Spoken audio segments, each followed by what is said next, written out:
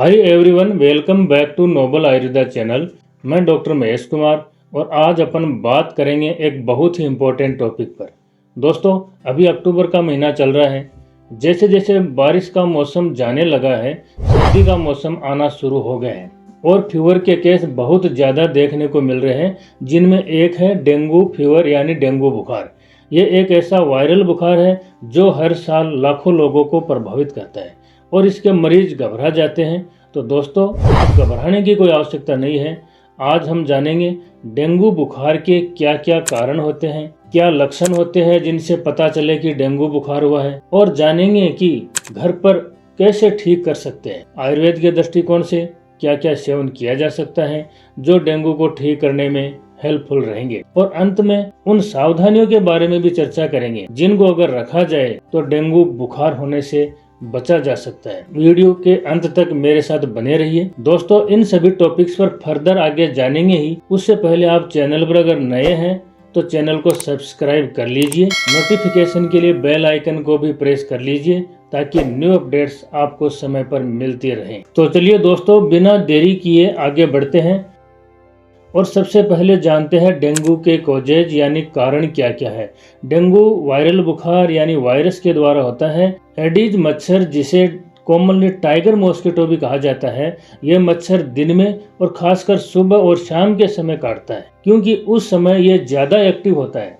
Interesting बात यह है कि सिर्फ मादा मच्छर ही डेंगू वायरस फैलाती है। जब इन्फेक्टेड मच्छर किसी हेल्दी इंसान को काटता है तो वायरस उसके ब्लड स्ट्रीम में चला जाता है और यही डेंगू का कारण बनता है। डेंगू बुखार का कारण एक वायरस होता है जो मच्छर के द्वारा फैलाया जाता है। एक व्यक्ति से दूसरे व्यक्ति में आगे से आगे वो इन्फेक्टेड करता चला जाता है। अब बात करते हैं बुखार क्यों आता है। स्वस्थ व्यक्ति का बॉडी टेम्परेचर 98.6 डिग्री फ़ारेनहाइट होता है। एक से ज्यादा डिग्री बढ़ने का मतलब हुआ कि बुखार हो गया है। मच्छर के द्वारा जो ही वायरस ह्यूमन ब्लड में आता है, ह्यूमन इम्यूनिटी सिस्टम उस वायरल को खत्म करने या उसकी ग्रोथ को रोकने के लिए बॉडी टेम्परेचर को बढ़ा देता है। ये बुखार कोई बीमारी नहीं है, ये केवल ह्यूमन बॉडी का नेचुरल डिफेंस सिस्टम होता है। जब भी बुखार हो, पैनिक नहीं हो, घबराना नहीं चाहिए। 1 या 2 दिन वेट एंड वॉच करना चाहिए। तुरंत बुखार कम करने की दवाई भी लेने से बचना चाहिए ताकि बॉडी को मौका मिले उस वायरस के खिलाफ अच्छी एंटीबॉडी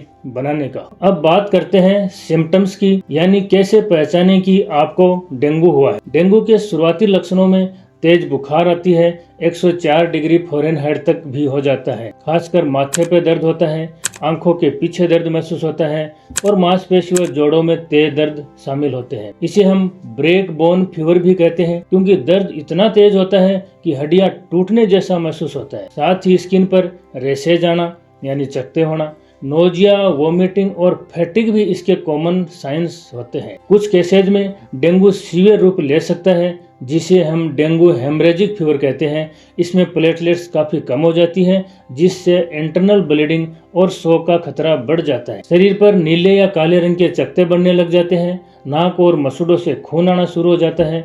ये स्टेज बहुत खतरनाक होती है और अगर समय पर इलाज नहीं हुआ तो ये जानलेवा हो सकता है। नेक्स्ट दोस्तों, डेंगू के ट्रीटमेंट की बात करें तो सबसे पहले ये समझ लें कि डेंगू के लिए कोई स्पेसिफिक एंटीवायरल मेडिसिन नहीं होती है। इसका इलाज केवल मात्र सिम्टोमेटिक होता है, यानी लक्षणों के हिसाब से ही इलाज किया जाता है। सबसे इम्पोर्टेंट होता है बॉडी को डिहाइड्रेशन से बचाना। दोस्तों, बॉडी में टेम्परेचर बढ़ने और ज्यादा पसीना आने की वजह से बॉडी फ्लूइड्स तेजी से घटने लगते हैं, इसलिए कोकोनट वाटर, बकरी का दूध, ताजे फल जैसे पपीता, चुकंदर, अनार, मौसमी, संतरा या नींबू का ताजा जूस बार बार सेवन करना चाहिए। दोस्तों, जब भी फलों का जूस लें उसमें बराबर मात्रा में पानी, यानी आधा गिलास जूस है तो उसमें आधा गिलास पानी मिलाकर ही सेवन करना चाहिए ताकि डिहाइड्रेशन नहीं हो और वायरस के विरुद्ध बॉडी में अच्छी इम्यूनिटी डेवलप हो सके। अगर बुखार बहुत तेज है तो जबरनाशक दवाई दी जाती है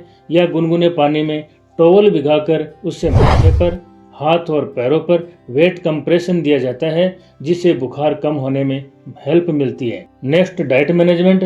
दोस्तों, बुखार होने पर भूख कम हो जाती है या बिल्कुल भी नहीं लगती है। ऐसी स्थिति में कई बार नोजिया की फीलिंग होने लग जाती है। तब लघु सुपाच्य आहार जैसे दलिया, खिचड़ी, लिक्विड डाइट बेहतर होती है।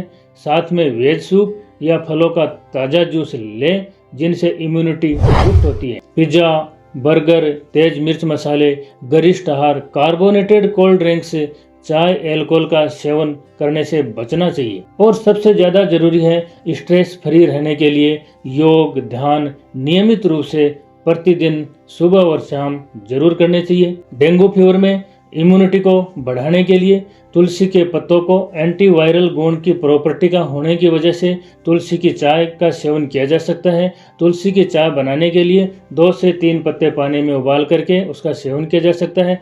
अदरक रस को शहद के साथ मिलाकर सेवन करना भी इम्यूनिटी बूस्ट करने वाला होता है।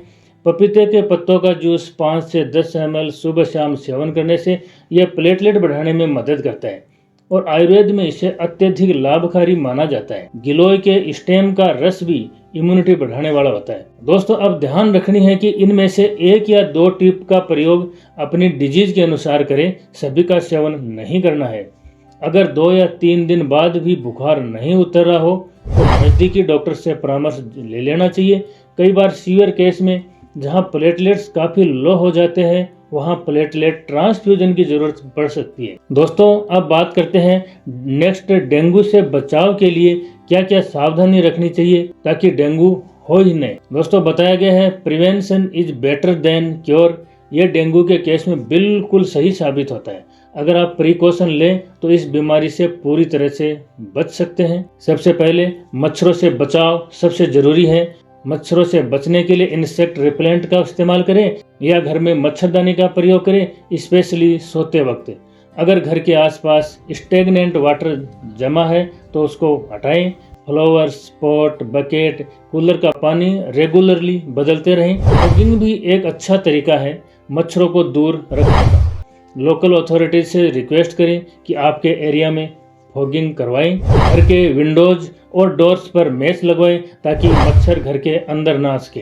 याद रखें, डेंगू मच्छरों के काटने से होता है, इसलिए मच्छरों से बचाव भी इसका सबसे इफेक्टिव सॉल्यूशन होता है। तो दोस्तों, अगर यह जानकारी आपको उपयोगी लगी तो कृपया इस वीडियो को लाइक कीजिए और शेयर कीजिए अपने दोस्तों के साथ। अगर आपके मन में डेंगू फीवर से रिलेटेड कोई सवाल है तो हमें कमेंट में जरूर बताएं। Thank you so much for watching.